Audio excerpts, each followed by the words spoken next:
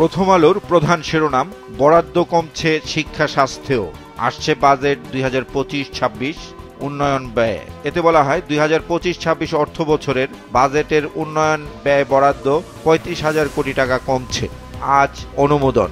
বিশেষ এই প্রতিবেদনটিতে পরিকল্পনা উপদেষ্টা ওয়াহিদ উদ্দিন মাহমুদের উদ্ধৃতি দিয়ে বলা হয়েছে, উন্নয়ন প্রকল্পে দুর্নীতি যেন না হয় এবং প্রকল্প যেন বাস্তবায়নযোগ্য হয়, সেজন্য শিক্ষা, স্বাস্থ্য খাত সহ প্রায় সব খাতেই বরাদ্দ কমানো হয়েছে। এর পাশাপাশি প্রকাশিত আরেকটি খবর, জুলাই অভ্যুত্থানের চেতনা বাস্তবায়নে থাকছে বিশেষ বরাদ্দ। দ্বিতীয় প্রধান শিরোনাম, জাদুঘর দিবস আজ, আকর্ষণ হারাচ্ছে জাতীয় জাদুঘর, কমছে দর্শক। প্রতিবেদনটিতে বলা হয়, জাতীয় জাদুঘরে 1,19,000-এর বেশি নিদর্শন রয়েছে, দর্শকদের জন্য প্রদর্শন করা হচ্ছে মাত্র 5,000। শিশু ধর্ষণ ও হত্যা মামলার রায় নিয়ে প্রকাশিত খবরের শিরোনাম, একজনের মৃত্যুদণ্ড, 3 জন খালাস, রায়ে অসন্তুষ্ট শিশুটির মা। স্থলপথে বাংলাদেশ থেকে তৈরি পোশাক আমদানি নিষিদ্ধ করেছে ভারত, এ নিয়ে প্রকাশিত খবরের শিরোনাম, স্থলপথে বাংলাদেশি কিছু পণ্য আমদানিতে ভারতের বিধিনিষেধ। খবরটিতে বলা হয়, স্থলপথ দিয়ে আমদানি নিষিদ্ধ হলেও শুধু নবসেবা ও কলকাতার সমুদ্র বন্দর দিয়ে এসব পণ্য ভারতীয় ব্যবসায়ীরা বাংলাদেশ থেকে আমদানি করতে পারবেন। জাতীয়তাবাদী গণতান্ত্রিক আন্দোলনের 8ম প্রতিষ্ঠাবার্ষিকীর অনুষ্ঠানে প্রধান অতিথির বক্তব্য রেখেছেন বিএনপির ভারপ্রাপ্ত চেয়ারম্যান তারেক রহমান। তার বক্তব্যের উদ্ধৃতি দিয়ে শেষ পৃষ্ঠায় প্রকাশিত খবরের শিরোনাম, করিডোর ও বন্দর বিষয়ে সিদ্ধান্ত নেওয়া অন্তর্বর্তী সরকারের কাজ নয়। ঢাকা দক্ষিণ সিটি কর্পোরেশন নিয়ে প্রকাশিত আরেকটি খবরের শিরোনাম, নগর ভবনে তালা, সেবা ব্যাহত। খবরটিতে বলা হয়, মেয়র হিসেবে ইশরাক হোসেনের শপথ নিয়ে কালক্ষেপণের প্রতিবাদে ঢাকাবাসী ব্যানারে বিক্ষোভ হয়েছে গতকাল, আজও বিক্ষোভের ঘোষণা দিয়েছে ইশরাকের সমর্থকরা। রাজধানী উন্নয়ন কর্তৃপক্ষের দুর্নীতি নিয়ে প্রধান শিরোনাম করেছে সমকাল, ঢাকায় রাজুকের এক পরিদর্শকের 36 ফ্ল্যাট। বিশেষ এই প্রতিবেদনটিতে ডক্টর ইফতেখারুজ্জামানের উদ্ধৃতি দিয়ে বলা হয়, রাষ্ট্রের সর্বোচ্চ পর্যায়ের কর্মকর্তারও বৈধ আয়ে এত সম্পত্তির মালিক হওয়া সম্ভব নয়। দ্বিতীয় প্রধান শিরোনাম, অবরুদ্ধ নগর ভবন, উপদেষ্টা সচিবকে অবাঞ্ছিত ঘোষণা, ইশরাকের শপথ নিয়ে গড়িমসি। প্রতিবেদনটিতে বলা হয়, ডিএসসিসি ও এলজিআরডি মন্ত্রণালয়ে ঝুলানো হয় 65টি তালা, আর সেবা কার্যক্রম বন্ধ, নগরবাসীর ভোগান্তি। সীমান্ত পরিস্থিতি নিয়ে প্রকাশিত খবরের শিরোনাম, পুশিন নিয়ে প্রশ্ন ভারতের মানবাধিকার কর্মীদের। এর পাশাপাশি স্বরাষ্ট্র উপদেষ্টার উদ্ধৃতি দিয়ে প্রকাশিত খবরের শিরোনাম, অবৈধ ভারতীয়দের নিয়ম মেনে ফেরত পাঠাবে বাংলাদেশ।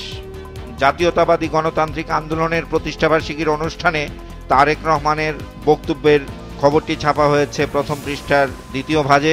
শিরোনাম, অন্তর্বর্তী সরকারের ভেতরে বাইরে অস্থিরতা দৃশ্যমান, তারেক রহমান বললেন। শেষ পৃষ্ঠায় আইএসপিআর এর নির্দেশ নিয়ে প্রকাশিত খবরের শিরোনাম, ঢাকা সেনানিবাসের আশেপাশের সড়কে সভা সমাবেশ নিষিদ্ধ, নাশকতা পরিকল্পনার অভিযোগে বরখাস্ত সৈনিক সহ 3 জন গ্রেপ্তার। 7 কলেজের শিক্ষার্থীরা আবারও আন্দোলনের দিকে যাচ্ছে, এ নিয়ে প্রকাশিত খবরের শিরোনাম, ফের আন্দোলনের হুঁশিয়ারি 7 কলেজ শিক্ষার্থীদের, পলিটেকনিক শিক্ষার্থীদের বিক্ষোভ আজ। যুগান্তরের প্রধান শিরোনাম, ডিসেম্বরের মধ্যে নির্বাচন দাবি বিএনপির, যমুনামুখী লং মার্চের হুঁশিয়ারি। প্রতিবেদনটিতে বলা হয়, খুলনায় তারুণ্যের সমাবেশে বিএনপি নেতা সালাউদ্দিন আহমেদ বলেছেন, এই সরকারের একমাত্র ম্যান্ডেট একটা সাধারণ নির্বাচন করা। একজন বিদেশি নাগরিককে সরকার জাতীয় নিরাপত্তা উপদেষ্টা করেছে, তাকে বিদায় করার আহ্বান।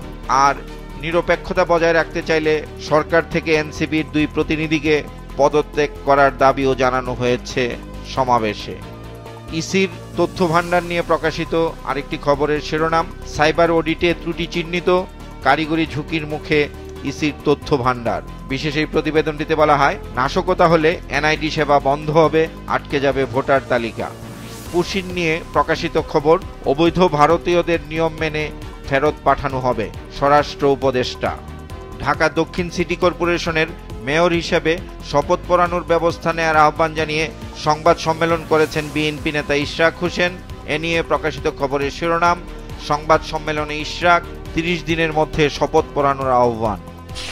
ব্যাংক দুর্নীতি নিয়ে প্রধান শিরোনাম করেছে কালের কণ্ঠ, নামে বেনামে টাকা লোপাট, রাক্ষসে ব্যাংক পরিচালকরা অধরা। বিশেষ এই প্রতিবেদনটিতে বলা হয়, লুট হয়েছে 2.5 লাখ কোটি টাকা, কেলেঙ্কারির হোতা শতাধিক পরিচালক, 8 বছরে পরিচালকদের ঋণ বেড়েছে 160%। 16টি ব্যাংক পরিচালকদের দিয়েছে 5,000 কোটির বেশি টাকা, আর পরিচালকদের রেকর্ড 27,000 কোটি টাকা দিয়ে শীর্ষে ইসলামী ব্যাংক। গতকাল রাজধানীর আগারগাঁওয়ে মাইক্রো ক্রেডিট রেগুলেটরি অথরিটির নতুন ভবন উদ্বোধন করেছেন প্রধান উপদেষ্টা।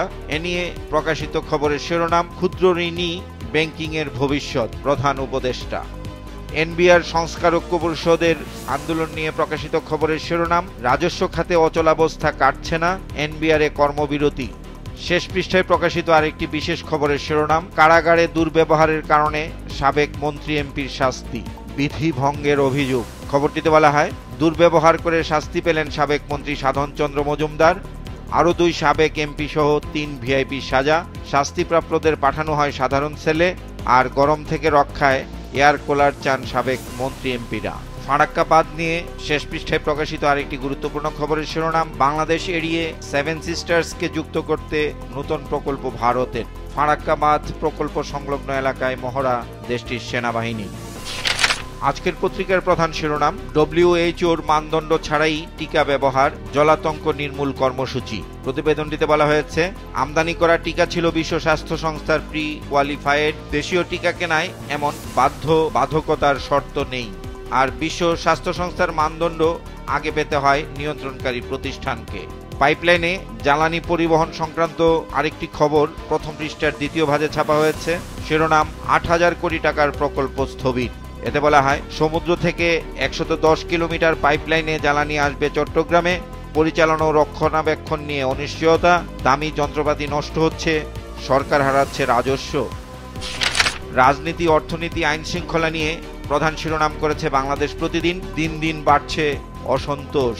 দ্বিতীয় প্রধান শিরোনাম, পুশিনে বড় আশঙ্কা। খবরটিতে স্বরাষ্ট্র উপদেষ্টার উদ্ধৃতি দিয়ে বলা হয়, প্রপার চ্যানেলে ভারতে যাওয়াদের ফেরত পাঠাতে বলা হয়েছে ভারতকে। আর বিজিবি মহাপরিচালক বলেছেন, জঙ্গি সন্ত্রাসী দেশে ঢোকার আশঙ্কা উড়িয়ে দেওয়া যায় না।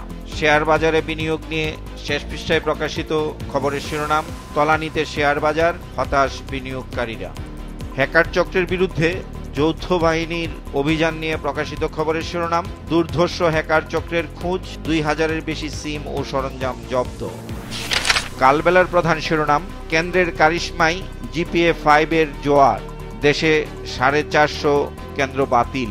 খবরটিতে বলা হয়, এসএসসি পরীক্ষায় পাশের হার বাড়ানো ও বেশি সংখ্যক জিপিএ 5 পেতে শিক্ষা বোর্ড, স্থানীয় প্রশাসন ও শিক্ষকদের যোগ সাজশে দেশব্যাপী একটি শক্তিশালী চক্র গড়ে উঠেছে।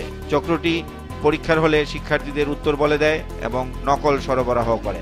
এডিপি নিয়ে শেষ পৃষ্ঠায় প্রকাশিত খবরের শিরোনাম, নতুন এডিপিতে মেয়াদ উত্তীর্ণ প্রকল্পের অগ্রাধিকার, 2025-26 অর্থ বছর। খবরটিতে বলা হয়, আগামী অর্থ বছরে এডিপিতে বরাদ্দ 2,30,000 কোটি টাকা, আর বরাদ্দ কমছে 35,000 কোটি টাকা। দেশ রূপান্তরের প্রধান শিরোনাম, নরবরে নাটবল্টু বিমানে। বিশেষ এই প্রতিবেদনটিতে বলা হয়, অদক্ষ ব্যবস্থাপনা, দক্ষ পাইলটের রক্ষা। কাজে ঠনঠন হলেও ইঞ্জিনিয়ারদের রমরমা অবস্থা।